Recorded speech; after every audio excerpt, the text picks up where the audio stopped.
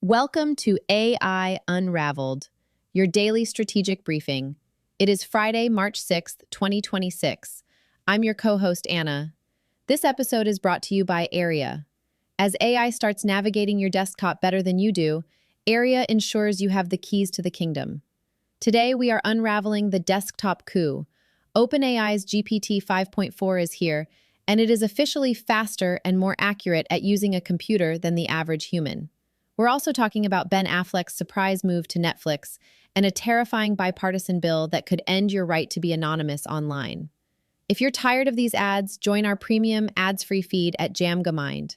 Link is in the show notes. Now let's get into the news. Before we dive into today's deep dive, a quick note for the brands listening. If you are trying to reach the architects of the AI revolution, not just the tourists, but the technical leaders actually building the stack, we are opening up limited partnership spots for Q1. See how we can simulate your product for the technical buyer at jamgamind.com/partners.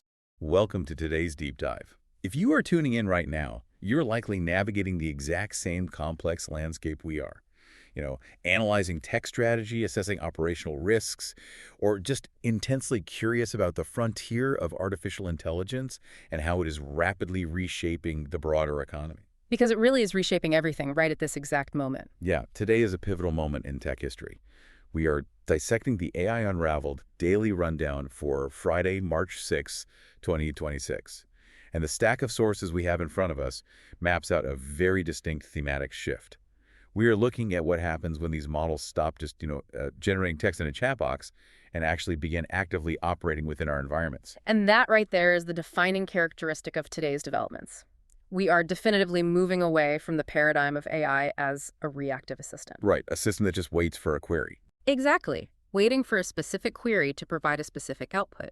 The through line connecting the technical benchmarks, the shifts in the entertainment industry, the labor data, and the impending regulatory actions we are going to cover today, all of it points to the transition to autonomous operation. Okay, let's unpack this.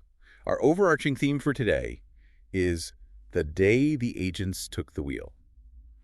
We are going to start by analyzing the massive technical breakthrough of OpenAI's GPT-5.4 release. Which is a heavy one. Oh, it is massive. Then we will examine how this agentic capability is fracturing the labor market, specifically looking at the stark economic reality and Anthropic's new job exposure data. Yeah, the entry-level squeeze. Yes, the Gen Z squeeze. After that, we're looking at the shifting sentiment in Hollywood regarding workflow automation, courtesy of a major acquisition involving Ben Affleck. A very surprising pivot for Hollywood, honestly. Truly. And finally, we have to address the severe institutional friction these capabilities are causing. So we will look at the Pentagon supply chain concerns and a highly controversial legislative push in Congress aimed at stripping online anonymity. It is a dense slate today, and it requires us to view these events not as isolated news items, but as interconnected nodes in a very rapidly evolving system. I mean, when an AI can navigate a desktop environment autonomously, it fundamentally alters enterprise economics. Yeah. And when it alters enterprise economics, it displaces specific tiers of human labor. Which then triggers the regulator. Precisely. When that displacement occurs alongside the deployment of non-human identities, regulatory bodies panic, and they attempt to intervene, often with very blunt legislative instruments. So true. Well, let's start with that foundational technical shift. OpenAI just rolled out GPT 5.4, and the internal sentiment over there is incredibly confident. They are not holding back. Not at all. We have a quote here from Kevin Weil, their VP of Science, literally calling it their best model ever. And for anyone tracking the release cadence, this feels incredibly compressed. I mean, they deployed 5.3 instant as the default chat model just 2 days prior to this. 2 days. Yeah, that is practically unheard of in software deployment at this scale. It is wild. And now 5.4 Thinking is live for Plus, Team, and Pro users, and it is boasting significant upgrades across coding, mathematical reasoning, and most critically for our theme today, desktop tasks. The compression of the release cycle is definitely a strategic signaling mechanism. OpenAI is flexing its compute muscle, but the substance of the 5.4 release is what really merits our scrutiny today. The frontier of model evaluation has completely shifted. We are not just looking at standardized tests anymore. Exactly. We are no longer relying primarily on static benchmarks like the MMLU or the bar exam scores to gauge utility. The critical metric in the 5.4 release documentation is its performance on the OSWorld V benchmark. Okay, let's dig into that OSWorld v benchmark, because this is where the theoretical capabilities actually meet practical, real-world application. For those who might not know, OSWorld v evaluates multimodal desktop navigation. Right, it is testing computer use. Yes, it tests the model's ability to interpret a graphical user interface, manipulate a cursor, interact with icons, and execute multi-step workflows across distinct software applications. Now, the baseline success rate for an average human attempting these exact same tasks is 72.4%. Keep that number in mind, 72.4%. Right. And according to the provided data today, GPT-5.4 achieved a 75% success rate. Surpassing the human baseline on a dynamic, multimodal environment benchmark is, well, it is a phase shift. It is crucial to understand how an agent actually achieves this. It is not operating via some clean API backend where the software is just handing it the data. Right. It is not cheating. Exactly. It is not cheating. It is interpreting the visual output of the screen, the pixels, and it is inferring the underlying interactive elements from those pixels. It is reasoning about the state of the operating system, deciding on a sequence of actions, and then executing them via virtual mouse and keyboard inputs. So it is essentially looking at the monitor and moving the mouse just like you or I would. Yes. And achieving 75% means that, on average, the agent is less likely to fail a complex, multi-application workflow than a human office worker. Okay, I do want to push back slightly on how we interpret that 75% metric, just for a second. Sure, go ahead. Because a benchmark is inherently a controlled environment. And if you've ever worked in corporate IT, you know that real-world enterprise desktops are notoriously messy. Oh, absolutely. It is a nightmare. Right. You have proprietary legacy software from 2012, latency issues, random unexpected pop-ups asking you to update Adobe, highly unstructured data environments. Does a 3% edge over the human baseline in a clean laboratory setting actually translate to immediate operational superiority in a messy corporate network? That is a highly relevant point of friction, and it is the exact question CTOs are asking this morning. The benchmark environment, while complex, does lack the stochastic chaos of a live enterprise system.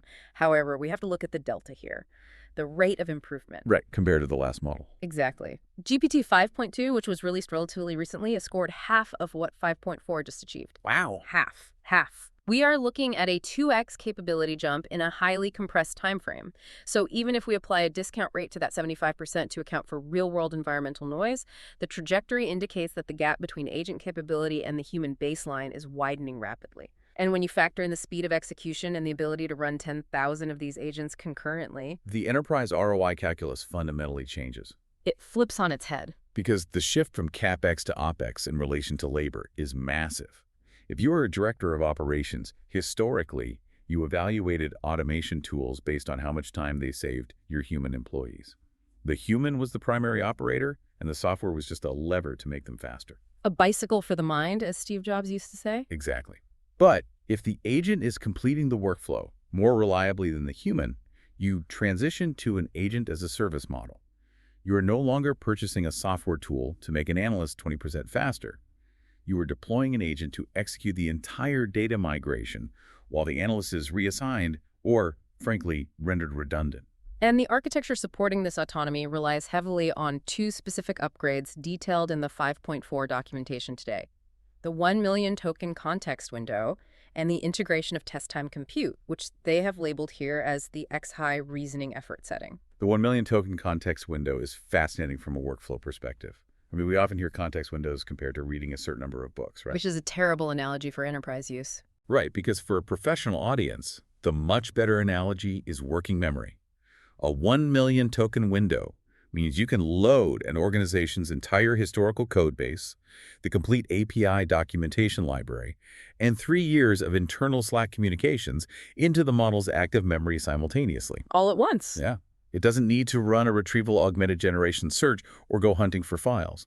The data is intrinsically available to the model as it operates on the desktop. Exactly that. It provides the agent with deep, instantaneous situational awareness.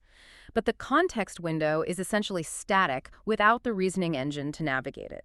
The X-high reasoning effort setting is where we really see the application of test time compute. This is the mechanism that allows the agent to execute long-horizon tasks. So let's break down how that X-high reasoning effort actually manifests during a task. Because it is not just the model thinking longer before it prints text on the screen, right? It is simulating pathways. Correct. Instead of generating a single immediate output based on your prompt, the model is utilizing additional compute resources during the inference phase to generate hidden chains of thought. It is playing chess? Basically, yes. It is exploring multiple potential action sequences. It evaluates the probability of success for each path, predicts potential failure states, and self-corrects before it ever executes a command on the user interface. Before it even clicks the mouse. Exactly. This is what enables an agent to receive a high-level directive on Monday morning and spend the next 6 hours autonomously navigating a CRM, updating records, cross-referencing emails, and drafting client communications without entering a failure loop and giving up. Which brings us perfectly to the GDP-eval benchmark data included in today's rundown. This benchmark measures performance across 44 distinct knowledge work job categories. So we're talking about accountants, paralegals, marketers, and GPT-5.4 won or matched against professional human workers 83% of the time. 83%, up from 71% in 5.2. That is a significant jump. It confirms that the agentic capabilities we just discussed are actually translating into professional dominance across diverse verticals. What's fascinating here is the timing of this data release. It is highly notable. The industry narrative over the past few weeks had actually shown some signs of fatigue. Yeah, a lot of doom and gloom on tech Twitter lately. Exactly. There was growing speculation regarding the plateau of scaling laws. The hypothesis that simply throwing more compute and data at these models was yielding diminishing returns. Critics were saying the massive capital expenditures by frontier labs might not result in the required capability leaps to justify the investment. Right. The whole "are we out of data" argument. Yes. So the 5.4 release data serves as a direct empirical counter-narrative to that plateau theory. OpenAI needed a win, and they just dropped a massive one on the table. And OpenAI researcher Noam Brown really drove that counter-narrative home with a very specific public statement today. He stated, quote, "We see no wall." We see no wall. I mean, in the context of deep learning architecture, that statement carries immense weight. It is a shot across the bow. It really is. The wall represents the theoretical asymptote of the current transformer architecture. It is the point where the models stop getting smarter. If a leading researcher with visibility into the internal training runs of the next generation of models states there is no wall, we have to seriously recalibrate our timelines. Yeah. If the capability curve continues its current trajectory without structural impediment, the transition from highly capable digital assistants to fully autonomous digital organizational departments is much, much closer than the broader market consensus currently suggests. As these AI agents like GPT-5.4 start navigating your desktop better than you do, your security perimeter effectively vanishes. This is why we are sponsored by ARIA. They provide the only control plane designed to govern these non-human identities and their OS-level actions. And that concept of governing non-human identities is just a perfect bridge to the macro-level friction we are seeing in our next segment. Technology is evolving rapidly, creating these autonomous entities that interact seamlessly with our digital infrastructure. The commercial sector is trying to build control planes to manage this, but legislative bodies are attempting to address the exact same phenomenon through fundamentally different, much blunter mechanisms. Yeah, this requires us to look at a highly significant development currently moving through the U.S. Congress. Now, before we get into the specifics of this bill, we absolutely must establish our analytical framework here. Right, we need to be very clear about our role. Yes, we are evaluating a highly charged political development. Our objective here is strictly to analyze the contents and the arguments presented in the provided source material impartially. We are not endorsing a political viewpoint, left or right. We are simply dissecting the regulatory response to the technological shifts we just outlined. We are just looking at the friction points. So the source details a bipartisan legislative push aimed at abolishing the right to remain anonymous online. The practical mechanism of this bill would be the effective outlawing of digital pseudonyms. It would require internet users to tie their digital actions to a verified real-world identity. Basically ending the era of anonymous accounts. Exactly, and the source text explicitly asserts that this push is, quote, ushering in an era of unprecedented mass surveillance and censorship. So let's analyze the dual narratives that are driving this massive tension. Because on one side, you have the regulatory argument, which is heavily catalyzed by the deployment of the exact models we were just talking about, like GPT-5.4. We just established that these agents can navigate systems, generate code, and communicate at levels that actually surpass human baselines. They are indistinguishable from a smart human on the other side of a screen. Right. So the legislative perspective argues that in an ecosystem completely saturated with hyper-capable AI, the only way to verify human action, to protect critical infrastructure from automated bot swarms, or to prevent the mass automation of financial fraud, is to eliminate anonymity entirely.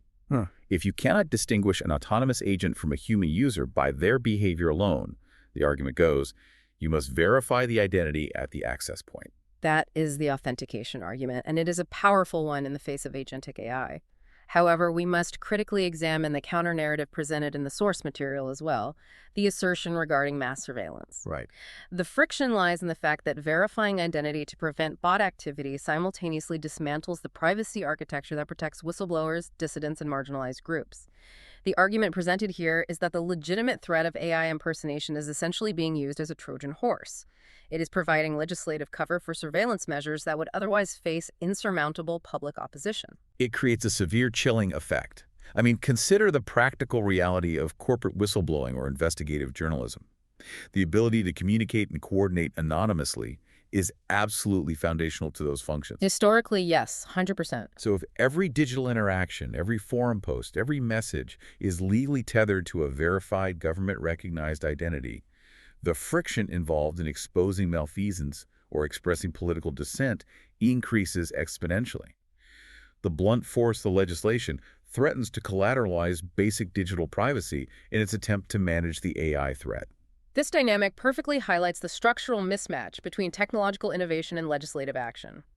Agentic AI is decentralized, it is highly adaptive, and it iterates continuously, as we saw with the two-day gap between 5.3 and 5.4. Yeah, government moves in years, tech moves in days. Exactly. The legislative response banning anonymity outright is rigid, it is centralized, and it is slow. It forces us to ask a really profound structural question. How does a democratic society maintain privacy and the freedom of expression in an environment where the concept of human identity can be convincingly synthesized and weaponized at scale by a machine? It really is a collision between the architecture of the open internet and the architecture of the state. Yeah. And, while we are looking at institutional collisions, we need to examine a fascinating pivot occurring within the entertainment industry. Here's where it gets really interesting. Yes, Hollywood. Yes, Hollywood. Because the relationship between Hollywood and AI has been historically adversarial, to put it mildly. We all remember the strikes. But the latest acquisition data today suggests a very nuanced shift in their integration strategies. Netflix has just acquired a stealth AI filmmaking startup called InterPositive. The acquisition itself is noteworthy given the climate, but the personnel involved are what make it a true bellwether event. InterPositive was founded in 2022 by Ben Affleck. That man himself. Exactly. And according to the rundown today, Netflix is absorbing all 16 staff members, with Affleck joining the streaming giant as a senior advisor. This signals a formal institutional embrace of specific AI capabilities by one of the largest content distributors on the planet. Now, to understand why this acquisition bypasses the typical industry resistance to AI, we have to differentiate between generative AI and workflow AI. Because when the public discourse centers on AI in Hollywood, the focus is almost exclusively on generative AI. Right, platforms like OpenAI's Sora. Exactly, where a user inputs a text prompt and the model synthesizes a novel video output from scratch. The underlying fear in the industry is that these generative models will replace the fundamental act of creation, the writers, the directors, the actors. But the technology InterPositive is deploying operates on an entirely different premise. Yes. InterPositive is focused on optimizing the post-production pipeline, workflow AI. It does not generate video from thin air. The models are trained specifically on a production's proprietary existing footage. The stuff they already shot on set. Correct. It takes the actual performances captured by human actors, directed by human filmmakers, and it utilizes machine learning to execute deeply technical, labor-intensive post-production tasks. The source provides some really concrete examples of this workflow integration, which I love. Relighting scenes, altering background elements, and correcting continuity errors. Now, anyone familiar with the economics of film production understands the massive capital drain of continuity fixes. It is a black hole for budgets. Oh, completely. Right. If an actor's wardrobe shifts slightly between takes, or a coffee cup is accidentally left in a historical drama scene. We have all seen that happen. Right. Traditional visual effects pipelines require hundreds of hours of manual rotoscoping and compositing by teams of artists just to correct that one mistake. InterPositive's models analyze the latent space of the existing footage and seamlessly interpolate the correction. It compresses a multi-day VFX task into a near-instantaneous process. And Affleck's commentary on the founding of the company is highly illustrative of the disconnect between Silicon Valley and the entertainment industry. He noted his genuine surprise at the volume of engineering talent dedicated to AI video generation that possessed, and this is a quote, no artistic, no filmmaking information whatsoever. They were just building tech in a vacuum. Exactly. Engineers were optimizing for pure synthetic generation without understanding the practical, day-to-day friction points of actual film production. He was incredibly blunt about this during an appearance on the Joe Rogan Experience just last month. He stated flat out that he, quote, can't stand what AI writes. He is explicitly drawing a boundary here. He views AI not as a generative replacement for the creative process, but strictly as an operational tool to streamline the workflow. It is utility, not an auteur. The macro implication here is the legitimation of AI within the industry. For years, major studios and productions have actively concealed their use of AI due to the perceived reputational risk and the very real threat of union backlash. You'd see these AI killed Hollywood posts all over X. Yeah, it's a PR nightmare to admit you used it. But when a deeply entrenched, Oscar-winning industry veteran publicly champions and monetizes a specific AI workflow, and a major studio like Netflix acquires it, the entire sentiment shifts. It demonstrates that the immediate high ROI application of AI in entertainment is not in replacing the writer's room or the director's chair. It is in drastically reducing the friction and cost of the unsexy, technical post-production pipeline. So true. It is about efficiency, not replacing the art. But while the entertainment industry might be finding a sustainable integration model for AI in post-production, the broader knowledge work sector is facing a much more aggressive disruption. Let's analyze the new labor market study released today by Anthropic. This study is chilling. It really is. They've developed a metric that provides a high-resolution look at the actual displacement occurring right now in the economy. And Anthropic's methodology is what makes this data so compelling. They are not merely forecasting theoretical job displacement based on what models might do in 5 years. They are establishing an observed exposure metric. They are cross-referencing the theoretical capabilities of their Claude models against the actual real-world tasks that people are actively utilizing the platform to complete today. It grounds the theoretical in empirical user behavior.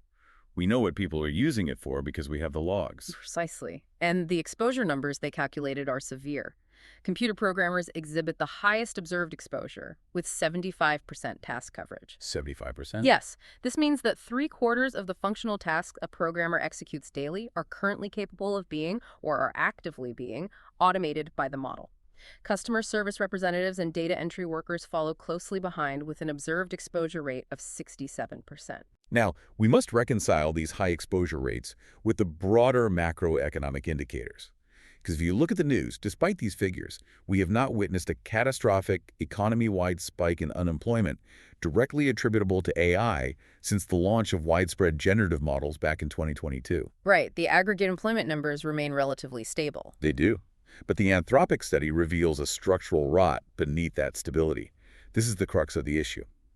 The aggregate numbers are masking a generational squeeze. The study highlights that hiring into these highly AI-exposed fields for the 22 to 25-year-old demographic has plummeted by 14% since 2022. A 14% drop for entry-level workers. Exactly. The displacement isn't happening via massive, headline-grabbing layoffs of existing senior staff. It is happening via the silent attrition of entry-level opportunities. The jobs just aren't there for the recent grads. If we connect this to the bigger picture, it is an optimization of the existing workforce. An enterprise is not necessarily firing its senior engineering staff. Instead, it is arming those senior engineers with agentic tools, like the GPT-5.4 models we discussed earlier. If a senior engineer utilizing an AI co-pilot can increase their output by 40%, the enterprise simply halts the hiring of junior developers whose primary function was to handle the boilerplate coding or routine debugging that the AI now executes instantaneously. The door is literally closing behind the current cohort of experienced professionals. It is a pull the ladder up moment. I really wonder about the long-term structural viability of that approach. I mean, the modern knowledge work economy is heavily dependent on an informal apprenticeship model. You do not graduate from university with the localized context and strategic judgment required to be a senior operator at a Fortune 500 company. No, of course not. You acquire that judgment by executing lower-level tasks, making low-risk errors, formatting spreadsheets, and understanding the architecture of the business from the ground up over a decade. If the AI is absorbing all the lower-level tasks, where does the training ground for the next generation of 30-year-old senior employees exist? Is the entry-level job just dead? That is the systemic vulnerability the Anthropic data exposes. If we sever the bottom rungs of the professional ladder, we face a critical continuity crisis in the next decade. The enterprise relies on the nuanced judgment of veteran employees, but it is systematically dismantling the pipeline required to produce them. The assumption that AI will eventually manage the high-level strategic thinking as well is a massive, massive gamble that organizations are currently taking by default, just to save on near-term headcount. It is also worth looking at the inverse of the data. The study indicates that roughly a third of the U.S. workforce currently sits at 0% AI exposure. And these are predominantly roles requiring localized physical interaction, cooks, bartenders, lifeguards, trade workers. This is a classic demonstration of Moravec's paradox. The tasks we historically deemed to require high-level cognitive intelligence, advanced mathematics, logic, coding, are turning out to be relatively trivial for computational models to replicate. Conversely, the sensor and motor skills required to navigate a chaotic physical environment, which humans perform with subconscious ease, remain incredibly difficult and expensive to automate. Folding laundry is harder than writing a Python script. Exactly. For the immediate future, the physical world remains a resilient domain for human labor, while the cognitive domain is experiencing rapid commoditization. Now, Anthropic CEO Dario Amodei has been very vocal regarding the severity of these trends.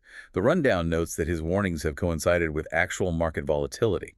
It specifically cites instances where AI industry stock prices have tanked following major Claude model releases, as investors internalize the truly disruptive potential of these systems.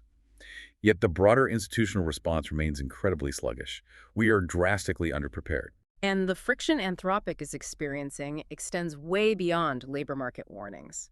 They are currently entangled in a very significant dispute with the United States military apparatus, which highlights a fundamental ideological clash regarding the deployment of frontier AI systems. Let's analyze that conflict because it is fascinating. The rundown indicates that the Pentagon has officially designated Anthropic as a, quote, supply chain risk. Which is a heavy label for a software company. Very heavy. Yeah. And Anthropic is planning to challenge this designation in court. What makes this timeline particularly complex and ironic is that this designation arrives amidst reports that the two entities had recently resumed discussions regarding potential deals and contracts. To understand the root of this conflict, we have to analyze the fundamental ethos of Anthropic alongside the absolute operational requirements of the Department of Defense. Anthropic was founded by researchers who splintered from OpenAI with a specific, rigid focus on AI alignment and safety. They architected their models, specifically the Claude family, with an internal constitution designed to prevent the generation of harmful outputs. Right, constitutional AI. Yes. The models are rigorously trained to refuse requests that violate these commercial safety guardrails, whether that involves generating code for cyber exploits, providing instructions for bioweapons, or assisting in tasks deemed unethical. They optimized for a helpful, harmless, and honest corporate framework. Exactly. Now, transpose that helpful and harmless corporate framework into a tactical military environment. The Department of Defense requires systems that execute commands with absolute reliability and unfiltered tactical capability. If a military unit is utilizing an AI model to analyze real-time satellite telemetry, coordinate electronic warfare countermeasures, or identify adversarial troop formations, the system cannot possess an internal ethical override that causes it to refuse a command. Yeah, you can't have the AI say, I'm sorry, I cannot assist with targeting. Exactly. A model pausing to evaluate the ethical implications of a targeting coordinate is a critical operational failure. It gets people killed. So the supply chain risk designation might not actually be about traditional cybersecurity vulnerabilities at all. It is not about a backdoor in the code that allows foreign access. It is about the fundamental reliability of the model's architecture in a theater of war. Dario Amodei has previously used the term safety theater to describe certain industry practices. Is the Pentagon essentially sending a message here that consumer-grade commercial safety theater is an unacceptable liability for national defense? That is the core of the ideological clash. The civilian AI sector is heavily incentivized to build guardrails to mitigate public relations disasters and prevent broad societal harm. The military sector requires unrestricted utility. The Pentagon is sending a definitive signal to the frontier labs. If you wish to integrate into the national security infrastructure, the consumer-grade alignment protocols must be stripped out. The outcome of Anthropic's legal challenge is going to set the precedent for how frontier models are bifurcated for civilian versus military application going forward. It forces a massive choice between commercial ethics and lucrative defense contracting. Wow. Let's pivot to the final section of our rundown. We have several quick hits from the broader ecosystem that provide a really good macro view of how rapidly these technologies are integrating across different sectors just on this specific date, March 6th. Let's review the ecosystem updates. First up, we have an infrastructure update from Google. They have released an open-source command line interface, or CLI, for their Google Workspace suite. This CLI comes preloaded with over 40 built-in agent skills designed specifically for integration into agentic platforms. This development maps directly back to our analysis of GPT-5.4's desktop dominance from segment 1. We spent the last 40 years developing graphical user interfaces, the GUI, to allow humans to interact with computers intuitively via visual metaphors like desktops, folders, and icons. Now we are reverse engineering the interaction model. We are ripping the GUI out for the AI. Yes. Google is releasing a CLI to allow autonomous agents to bypass the GUI entirely. By providing pre-built agent skills, Google is acknowledging that the future of enterprise software involves agents interacting directly with the underlying data structures of docs, sheets, and drive via code, rather than a human or an AI clicking a visual mouse. It is the core infrastructure required to scale the agent as a service model efficiently. Next on the rundown, we see a massive push in the democratization of visual media. Lightricks just released LTX 2.3, which is a highly capable open-source video model. Crucially, they also released LTX Desktop, which is a free local video editor built entirely on that open-source engine. This serves as a perfect counterweight to the Ben Affleck and Netflix acquisition we discussed. While InterPositive is building highly specialized proprietary workflow tools for Tier 1 Hollywood productions, Lightricks is distributing immensely powerful generative and editing capabilities directly to the consumer level at zero cost. Anyone with a decent GPU can run it. Right. It compresses the timeline for independent creators, allowing an individual operating on a local machine to execute visual effects workflows that previously required a dedicated studio infrastructure. The barrier to entry for high-fidelity visual media is effectively collapsing today. And speaking of collapsing barriers, let's look at a development that addresses the physical labor market we discussed earlier. Bob McGrew, the former chief research officer at OpenAI, is raising $70 million at a $700 million valuation for his new startup, Arta Robotics. Arta is building an AI platform specifically designed to automate factory floors with robots. This is the critical vector attempting to solve Moravec's paradox. We noted that physical blue-collar roles currently exhibit 0% AI exposure because the sensor-motor integration in robotics has severely lagged behind the cognitive capabilities of large language models. But Bob McGrew was a central figure in architecting the cognitive reasoning of frontier models at OpenAI. He knows how the brains work. He does. And by directing that specific expertise toward the physical domain, Arta is attempting to bridge the gap. They are working to embed the deep reasoning capabilities of a GPT-class model into the physical chassis of an industrial robot. When that integration is successfully achieved at commercial scale, that 0% exposure rate for hands-on labor will rapidly evaporate. The cognitive models are definitively entering the physical workspace. Finally today, we have a significant legal and privacy development. Meta is currently facing a lawsuit following an investigation which revealed that overseas contractors who were employed to review footage captured by Ray-Ban AI smart glasses were routinely exposed to nudity and other highly sensitive private user content. This incident crystallizes the theoretical privacy concerns we discussed regarding the Congressional Anonymity Bill into a very tangible reality. The value proposition of wearable AI, like the Ray-Ban smart glasses, is ambient intelligence. It is a system that constantly observes your environment to provide contextual assistance. However, the models powering that intelligence require continuous optimization. And that optimization involves humans. Exactly. It often involves a data labeling pipeline where human contractors in offshore server farms review the captured footage for quality control. The friction here is just immense. The user puts on the glasses and believes they are interacting with a closed-loop technological system within the privacy of their own home.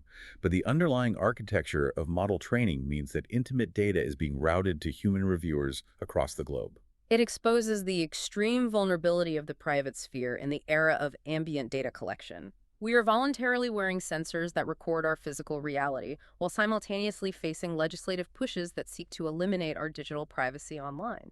The Meta lawsuit is an empirical example of a systemic privacy erosion occurring as these systems scale. It all ties together. It really is a profound convergence of issues today. The operational capabilities of the agents, the displacement of entry-level labor, the physical integration of robotics, and the rapid dissolution of privacy. If you require this level of unvarnished, deep-dive intelligence delivered consistently without interruption, you need to access our ads-free feed. It's called Jamgamind, and it is available right now on Apple Podcasts. The direct link is located in the show notes. To synthesize all the disparate data points from today's rundown, we are observing a multi-domain systemic shock. We analyze the technical reality of GPT-5.4, achieving human-level competence and operating a desktop environment, fundamentally altering the economics of knowledge work. We observed the strategic integration of AI in physical workflows, legitimized by industry veterans like Ben Affleck, while companies like Arda prepare to push those cognitive capabilities straight onto the factory floor. We quantified the human impact of this shift via Anthropic's labor data, revealing a silent crisis as the entry-level pipeline for next-generation professionals is systematically closed off. And we documented the massive institutional friction generated by this acceleration. The Pentagon is actively rejecting the commercial guardrails of frontier models, demanding tactical utility over alignment. Simultaneously, legislative bodies are advancing blunt instruments to strip digital anonymity, struggling to manage a landscape where the distinction between human and autonomous agent is rapidly degrading. The systems of the previous decade are structurally inadequate for the reality of the current technological frontier. It is a dense, highly consequential landscape. As we close today's analysis, consider the practical implications of the data we have reviewed. If an autonomous AI agent like GPT-5.4 can now navigate a computer 3% better than you can, and Congress is actively pushing to strip your anonymity just to figure out who is human and who is a bot, at what point does your digital identity stop being yours and start becoming a shared workspace between you, your AI, and the government? That is the structural reality we are currently architecting. Think about that the next time you log in. Keep questioning the data, remain critical of the narratives, and we will continue to map the frontier with you. Until the next deep dive. That concludes our rundown for March 6th. The signal for today is total integration. Whether it's the AI integrating into your desktop, Ben Affleck integrating AI into film, or the government integrating your ID into the web, the external AI era is over. The internal AI era has begun.